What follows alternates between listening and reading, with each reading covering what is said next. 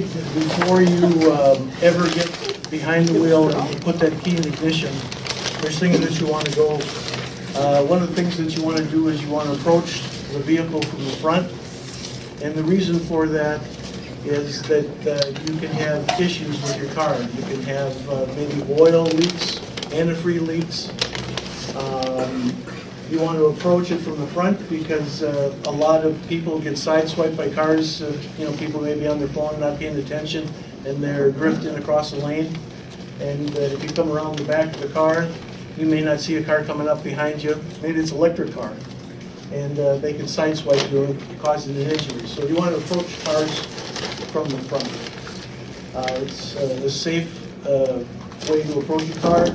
You also get an opportunity, like I said, to check for leaks, also be able to check for your tires that may be flat, and so that's a good way to approach it.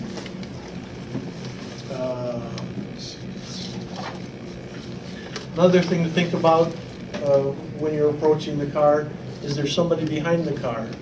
Anybody here have a little brother or sister? Do they ever play in the driveway? Right here. Okay. They ever draw like tic-tac-toe or that in the driveway? Well, kids, young kids, they see movies, like Cars, and so they're not really afraid of cars. They haven't learned the dangers of being close to a car. They assume that they're out in the open, everybody should be able to see them, the car should be able to see them, and they never think about the dangers of people, grandfathers, mothers, fathers, backing up the car and running over them. So it's good, if you got a little brother or sister, check. Also, they leave their bikes out. Sometimes they leave it in the driveway, because they drive up the driveway, and you could run over a bike. So check behind your car. Okay, let's see. When you get into the car, the very first thing that you want to do is you want to adjust the seat. It's important to adjust the seat because you want to be comfortable in the car. Maybe you're going on a long trip and you don't want to be cramped up. So if you look at these two diagrams, you can, let's go back. We can see that here the knees are really close. You're really far back. You might be stretching your feet, and to put the brake down, you have to have the proper distance there so that you can press the brake all the way. So there's a fine spot to be in, and you don't want to be too far back. So this diagram here shows that your knees aren't hitting, but you still have a bend in your elbow, and this individual looks comfortable. Another thing is, all cars now have airbags, and so you don't want to be too close to the steering wheel.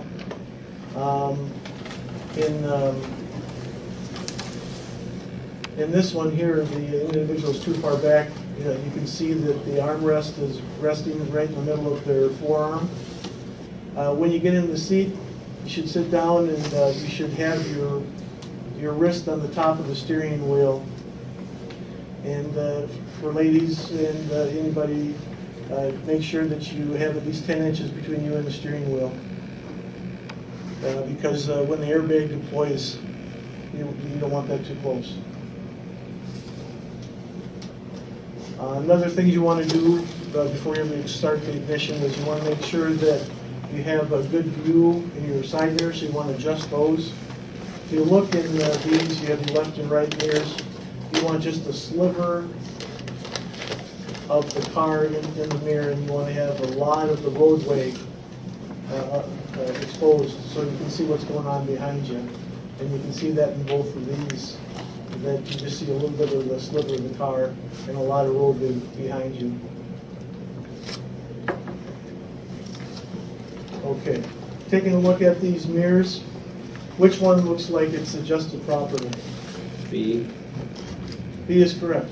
You have just a sliver of the car and a lot of the roadway exposed.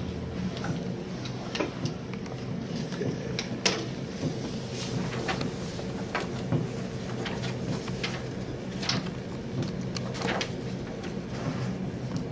Let's go on to rear view mirrors.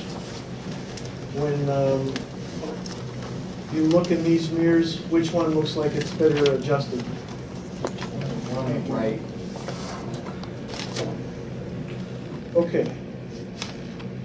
We've got 4 mirrors here. Which one looks like it's properly adjusted?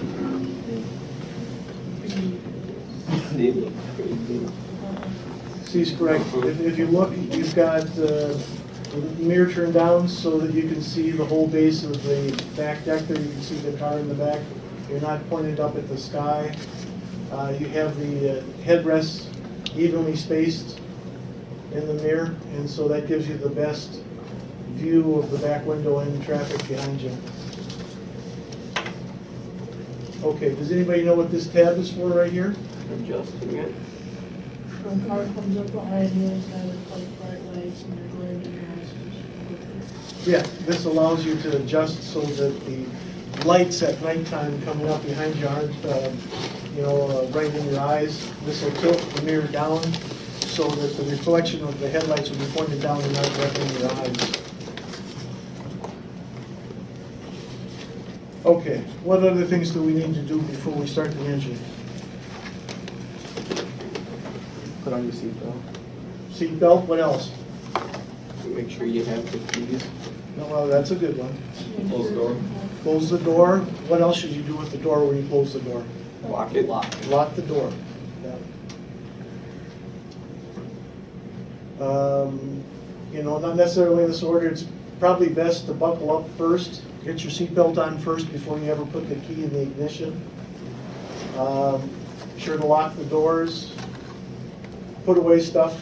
You have that airbag there. Any time that you can get in an accident, objects can fly around. So you want to make sure that you adjust them. Maybe secure them in the back seat, on the floor, in the trunk.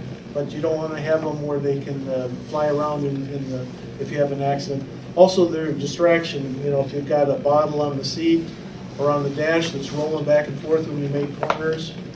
And it's a danger, like I said, when it's flying around. So make sure that you clean up your area and you have a safe driving area around you. Let's see here. Make sure that all your occupants, grandfathers, brothers, sisters, they're all buckled in. You don't want to drive off if they're not secure.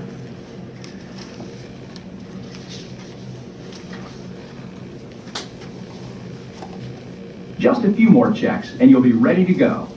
Lock the doors to keep strangers out and help keep yourself in if there's a collision. And finally, this is the single most important thing that you can do to save life and limb, to say nothing of that nice face. Wear your safety belt. Basically, safety belts reduce the chance that your body will come in contact with hard surfaces in the vehicle. That is the real risk in a collision. You see, there are actually 3 collisions when a crash occurs. First, the vehicle hits